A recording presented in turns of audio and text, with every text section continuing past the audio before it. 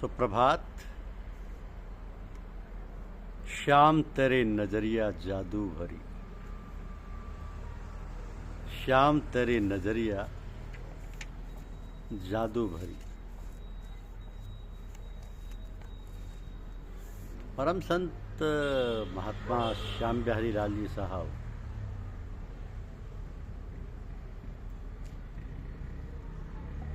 लाला जी साहब के परम प्रिय शिष्यों में से एक रहे।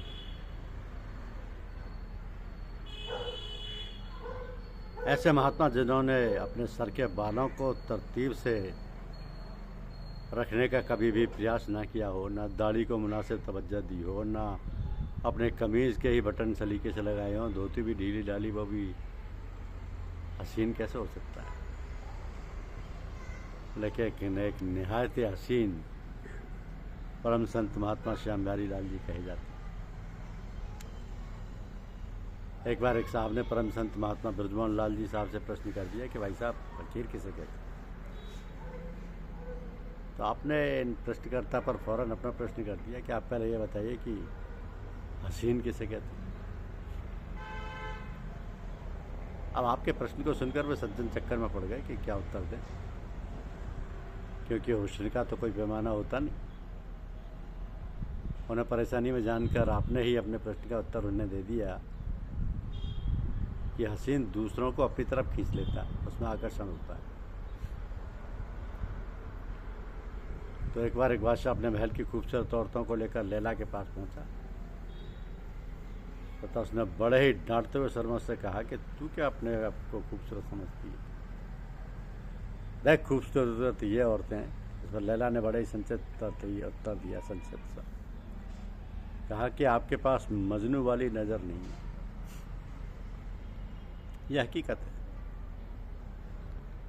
कि हुस्न को देख पाने के लिए किसी खास प्रकार की नज़र की दरकार होती है, और ख़ास तौर से किसी फ़कीर के हुस्न को देख पाना तो इस नज़र से कतई मुमकिन ही नहीं।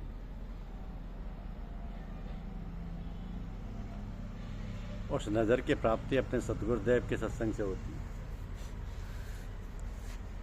तो सत्संग से अपने सतगुरुदेव के प्रति विनय व प्रेम का जज्बा उमड़ता है। ज्यों-ज्यों ये जज्बा बढ़ता जाता है, त्यों-त्यों साधक की आत्मा पर जो संस्कारों का आवरण है वो हटता जाता है, तथा उस आवरण के हटने के साथ साथ उस बुजुर्ग की भव्यता के दर्शन होने लगते हैं। यही उसका हुस्न है, जिस पर साधक रूपी परवाने सदैव मंडराते रहते हैं तथा अपने को जला देने के लिए तत्पर रहते हैं। इसी बात को महात्मा तुलसीदास जी ने ऐसे कहा है कि विनय प्रेम बस भई भवानी, खसी माल मूरत मुस्कानी।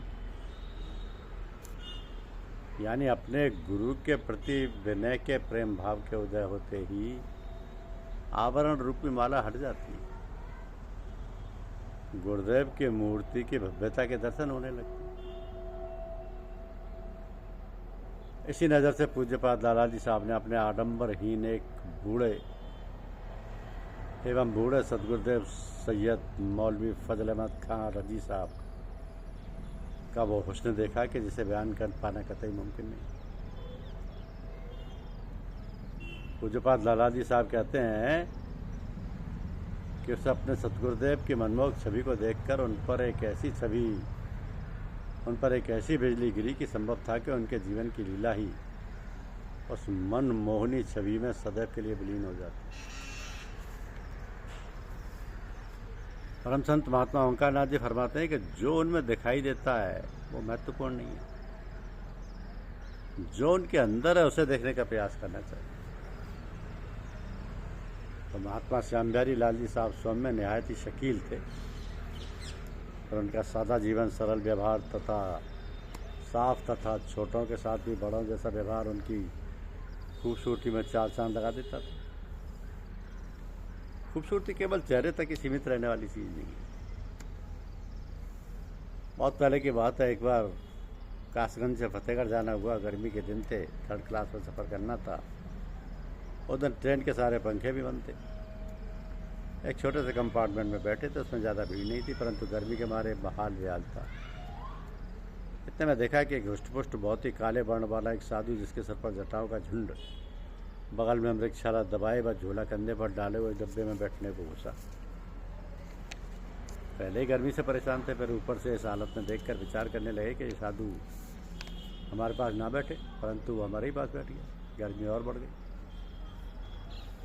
अब वो साधु मद्रास का रहने वाला था, हिंदी कतई नहीं जानता था, अंग्रेजी में ही बात करता था। गीता का बहुत बड़ा विद्वान था। उसने अंग्रेजी में गीता का एक विषय क्षेत्र क्षेत्रक समझाया। उसकी अंग्रेजी बहुत सरल थी, गूढ़ विषयों को सरल अंग्रेजी में समझा देने की क्षमता थी। उसके प्रति मेरी नफरत आकर्षण में बदल गई। और 2 घंटे मेरे साथ सफ़र करने के बाद उसे उतरना था। अब जी चाहता था कि वो कतई नहीं उतरे। उसके जाने के बाद बहुत दिनों तक उसकी आकृति जो अब भव्य हो गई थी, मेरी आंखों के सामने घूमती रही। उसके शब्द कानों में गूंजते। जी चाहता कि उसको किसी प्रकार एक बार और दर्शन हो जाते। तो परम संत महात्मा ब्रजमोहन लाल जी साहब ने हसीन की व्याख्या करते हुए फरमाया कि हसीन वो जो दूसरों को अपनी तरफ आकर्षित कर ले। फकीर भी लोगों को अपनी तरफ खींच लेता है। पूज्यपाद लाला जी साहब को उनके सदगुरुदेव ने अपनी कशिश से खींचा था। स्वामी विवेकानंद जी ने भी जब कभी स्वामी रामकृष्ण देव जी परमहंस के पास से निकलते थे, तब उनकी मजाक बनाते हुए जाया करते थे, लेकिन एकांत में जब बैठते तो महापुरुष का आकर्षण उन्हें अपनी तरफ खींचता महसूस होता। एक दिन आकर्षण ने उन्हें अपने सदगुरुदेव के प्रति समर्पण के लिए विवश कर दिया। पूज्यपाद लाला जी साहब एवं परम संत महात्मा श्याम बिहारी लाल जी साहब ने फकीरी को छिपाने की लाख कोशिश की, परंतु वो छिपी नहीं। लाला जी साहब ने सन 1926 में ईस्टर की छुट्टियों में पहले भंडारे की शुरुआत की थी। जिन्हें आपकी बैठक का कमरा देखने का सौभाग्य प्राप्त हुआ, वो जानते हैं कि उसमें 10-15 लोगों के बैठने की जगह थी। अब सारा भंडारा उस बैठक में पूरा हो जाता था। एक आध लोग उससे लगे हुए दालान में बैठ जाया करते थे। न दरी, न कराते, न माइक, न भट्टी, सारी व्यवस्थाएं घर में ही पूरी हो जाती थी। आज उनके विशाल के 100 बरस भी बीत जाने के बाद भी उनका आकर्षण का यह असर है कि विशाल समाधि का प्रांगण भी छोटा पड़ जाता है। तथा कुछ लोग फाटक के बाहर खड़े होकर भंडारे का आनंद लेते। परम संत महात्मा श्याम बिहारी लाल जी साहब का भी यही हाल। आज उनकी नवदिया स्थित पवित्र समाधि पर सैकड़ों भक्तों का हुजूम टूट रहा है। ये आपकी फकीरी का प्रभाव है, आपके आकर्षण का असर है, आपके हसीन होने का जीता जागता सबूत है। तो बुजुर्गों की कृपा है, आज भी उनकी याद में बहुत से लोग छटपटा रहे हैं, तड़प रहे हैं, उनकी एक झलक पाने को अधीर हैं। मज़े की बात यह है कि इन लोगों को तड़पने में ही शांति मिलती है। मोहब्बत की सियासत कौन समझे कौन समझाए। सुकून के नाम पर अहले दिल तड़पाए जाते हैं। उनको तड़पने में ही सुकून मिलता है। इनकी तड़प को मैं अपना मुबारकबाद देता हूँ। मालिक करे कि इनकी तड़प में और इजाफा हो। थोड़े में ही कहें तो शाम तेरी नजरिया जादू भरी।